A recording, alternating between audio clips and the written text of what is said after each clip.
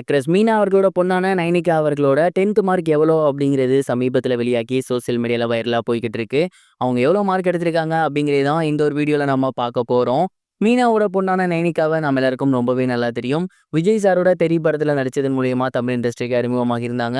And ரொம்பவே சுட்டி பொண்ணாக இருந்த அவங்க ரொம்பவே கடுக்கடுன்னு வளர்ந்துட்டாங்க. அண்ட் ஆள் அடையாளமே தெரியாத அளவுக்கு மாறியிருக்காங்க. அண்ட் இப்போ அவங்க சென்னையில் இருக்கக்கூடிய ஒரு பிரபல பள்ளியில் 10th படிச்சுட்டு இருந்தாங்க. சமீபத்தில் நடந்த புது தேர்வு எழுதி அந்த தேர்வுக்கான ரிசல்ட்டுக்காக வெயிட் பண்ணிட்டு இருந்தாங்க. இன்னைக்கு ரிசல்ட் வந்து வெளியாகிருக்கு. கிட்டத்தட்ட 10th 475 மார்க் வந்து நைனிகா எடுத்திருக்காங்களாமா.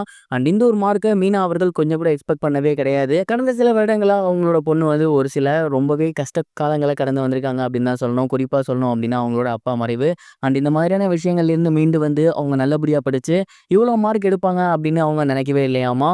இண்டிவிஜுவல் மார்க்காக சொல்லணும் அப்படின்னா தமிழில் வந்து 98 எடுத்திருக்காங்க, இங்கிலீஷில் வந்து 96 எடுத்திருக்காங்க, மேத்ஸில் வந்து 94, சயின்ஸில் வந்து 92 எடுத்திருக்காங்க. அதே போல் சோசியல் சயின்ஸில் பார்த்தீங்கன்னா 95 எடுத்திருக்காங்க.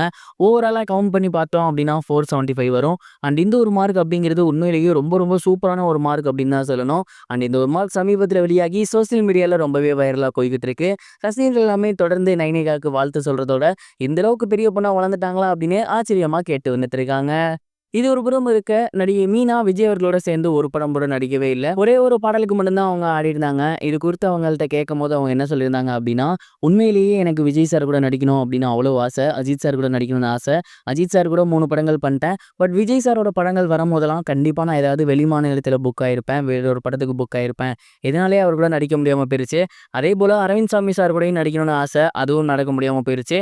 பட் என் பொண்ணு சின்ன வயசுலேயே அவங்க 2 பேர்த்து கூட நடிச்சிட்டா ரொம்பவே ஹாப்பியாக இருக்குது அப்படிங்கிற மாதிரி சொல்லியிருந்தாங்க. விஜய் சார் கூட மீனா நடிக்காததுக்கு எத்தனையோ காரணம் சோசியல் மீடியாவில் சொல்லப்பட்டுச்சு. பட் கால் ஷீட் மட்டும் தான் காரணம் அப்படின்னு மீனா விளக்கம் கொடுத்துருக்காங்க. இது குறித்து நீங்கள் என்ன நினைக்கிறீங்க? உங்களோட தாட் என்ன அப்படிங்கிறத மறக்காம கமெண்ட் பாக்ஸில் ஷேர் பண்ணுங்க. இது வரைக்கும் கனெக்டிங் டிவிக்கு சப்ஸ்கிரைப் பண்ணனா மறக்காம சப்ஸ்கிரைப் பண்ணிக்கங்க. உடனடி அப்டேட்ஸ் பெறுவதற்கு நோட்டிஃபிகேஷன் பெல்லையும் கிளிக் பண்ணிக்கங்க.